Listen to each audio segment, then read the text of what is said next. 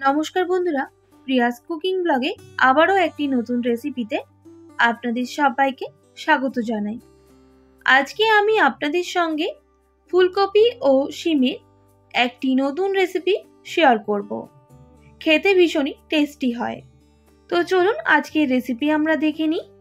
রেসিপিটি বানানোর জন্য আমি এখানে শিম, ফুলকপি, আলু কেটে নিয়েছি। তবে শিমগুলো একটু দেখে কেটে নিতে হবে শিমের ভেতর কোনো রকম পোকা আছে কিনা। আর ঠিক এইভাবেই কেটে নেব। ফুলকপি আর আলু কাটাটা আমি দেখিয়ে দিলাম। এর জন্য একটা মশলা বেটে নেব। নিয়ে নিচ্ছি কয়েক টুকরো আদা, 1 টিস্পুন পোস্ত, 1 টিস্পুন সাদা সর্ষে, আর নিয়ে নিচ্ছি কয়েকটা কাজু। এর একটা মিহি পেস্ট করে নিতে হবে। তো দেখুন বন্ধুরা, আমি মিহি পেস্ট করে নিয়েছি। এবার সবজিগুলো ভেজে নিতে হবে। তাই কড়াই বসিয়ে দিলাম আর দিয়ে দিলাম সর্ষের তেল। আমি রেসিপিটা সর্ষের তেল দিয়ে করব। তবে যে কোনো নিরামিষ রেসিপি সর্ষের তেল দিয়ে করলে বেশি ভালো হয়। প্রথমে আলুগুলো ভেজে নেব। তাই আলুর মধ্যে দিয়ে দিতে হবে পরিমাণ মতো লবণ আর সামান্য হলুদের গুঁড়ো। তবে আলুগুলো যে ভেজে নেব আমি 40% মতো ভেজে নেব।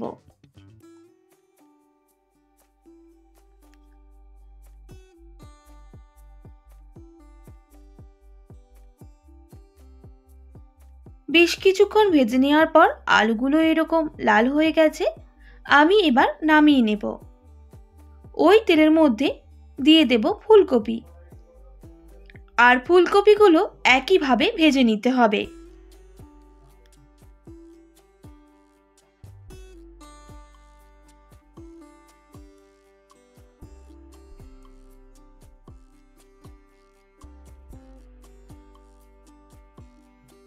বেশ কিছুক্ষণ ফুলকপি ভেজে নেওয়ার পর যখন দেখবেন ফুলকপিগুলো লাল হয়ে গেছে, সেই সময় আমি ফুলকপিগুলো তেল ঝরিয়ে তুলে নেব।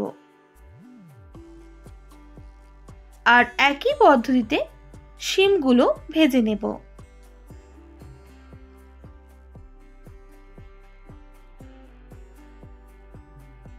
অবশ্যই শিমগুলো ভালোভাবে ভেজে নিতে হবে।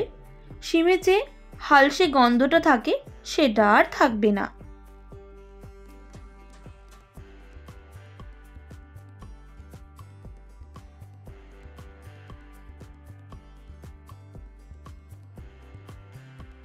এইভাবেই নাড়াচাড়া করে বেশ কিছুক্ষণ শিমটা ভেজে নেওয়ার পর দেখুন কালারটাও চেঞ্জ হয়ে এসেছে।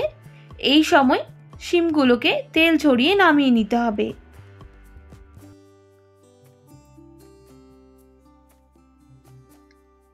এবার ওই তেলের মধ্যে আবারও দিয়ে দিচ্ছি সামান্য 5 ফোড়ন, আর দিয়ে দেব গোটা জিরা, সামান্য পরিমাণ একটা তেজপাতা আর শুকনো লঙ্কা। ফোড়নগুলো ভালোভাবে ভেজে নিতে হবে।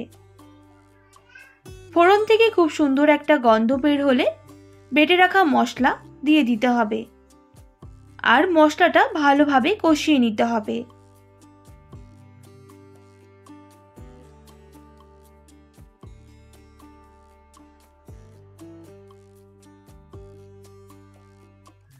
ভালোভাবে মশলাটা কষানো হয়ে গেলে দিয়ে দেব সামান্য হলুদের গুঁড়ো, সামান্য ঝাল লঙ্কার গুঁড়ো, আর দিয়ে দিতে হবে সামান্য পরিমাণ জিরে গুঁড়ো, আর দিয়ে দিচ্ছি ধনে গুঁড়ো একদম সামান্য পরিমাণ। আবারও আমি ভালোভাবে মশলাগুলো মিক্স করে নিচ্ছি। যাতে মশলাগুলো পুড়ে না যায় তার জন্য বাটি ধোয়া জলটাও আমি অ্যাড করে দেব। এবার ভালোভাবে মশলাটাকে কষিয়ে নিতে হবে যতক্ষণ না মশলার যে কাঁচা গন্ধটা থাকে সেটা চলে যাচ্ছে।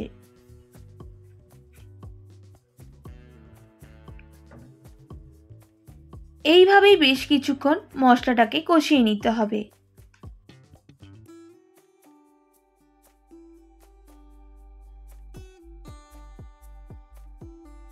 মশলাটা ভালোভাবে কষানো হয়ে গেছে আর সাইডে তেল ছাড়াও শুরু করে দিয়েছে। এই স্টেজে ভেজে রাখা সবজিগুলো দিয়ে দিতে হবে আর মশলার সাথে ভালোভাবে মিক্স করে নিতে হবে।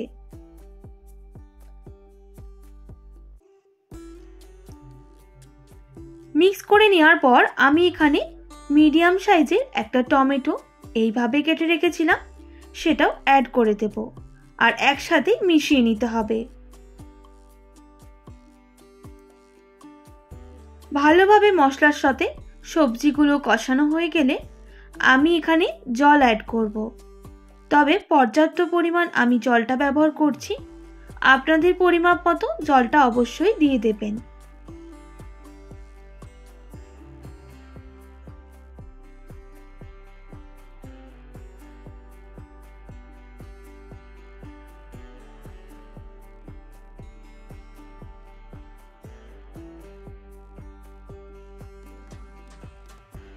জল দেওয়ার পর এবার দিয়ে দেব পরিমাণ মতো লবণ।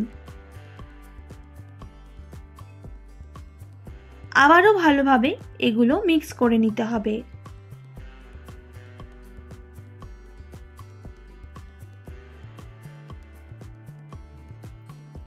এবার সবজিগুলো ভালোভাবে সুসেদ্ধ করে নিতে হবে। এর জন্য আমি ঢাকনা দিয়ে ঢেকে দিচ্ছি বেশ কিছুক্ষণের জন্য।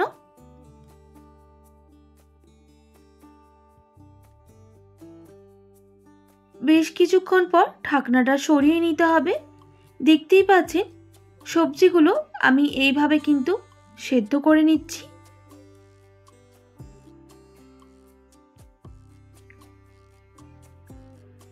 আবারও ঢাকনা দিয়ে ঢেকে দিচ্ছি বেশ কিছুক্ষণের জন্য। বেশ কিছুক্ষণ পর আবারও ঢাকনাটা সরিয়ে নিতে হবে। তো দেখুন জলটা ফুটে ফুটে কিন্তু একদম শুকনো হয়ে গেছে আর সবজিগুলো ভালোভাবে সুসেদ্ধ হয়ে গেছে। এখানে এবার দিয়ে দেব স্বাদ মতো চিনি। যে কোনো নিরামিষ রান্নায় অল্প চিনি ব্যবহার করলে কিন্তু টেস্টটা ডাবল হয়ে যায়। আবারও ভালোভাবে মিক্স করে নিতে হবে। এবার গ্যাসের ফ্লেমটা অফ করে দিতে হবে। আমাদের কিন্তু ফুলকপি আর শিমের রেসিপি একদম রেডি। এবার একটা পাত্রের মধ্যে তুলে নিতে হবে। যে কোনো নিরামিষ দিনে এই রকম শিম ফুলকপির রেসিপি অবশ্যই একবার ট্রাই করবেন, ভীষণই খেতে সুস্বাদু হয়। দেখতেই পাচ্ছেন কতটা সুন্দর আর লোভনীয় হয়েছে। যে কোনো নিরামিষের দিন বাড়িতে এইভাবে বানিয়ে দেখতে পারেন। আর কেমন লাগলো অবশ্যই কমেন্ট করে জানাতে একদমই ভুলবেন না। আশা করি আজকের রেসিপি আপনাদের ভালো লেগেছে।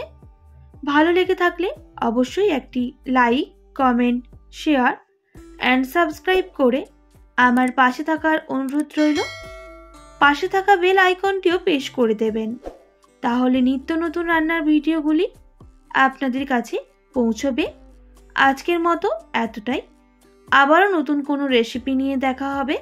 আপনারা ভালো থাকবেন, সুস্থ থাকবেন আর এতক্ষণ আমার সঙ্গে থাকার জন্য অনেক ধন্যবাদ আপনাদের সবাইকে।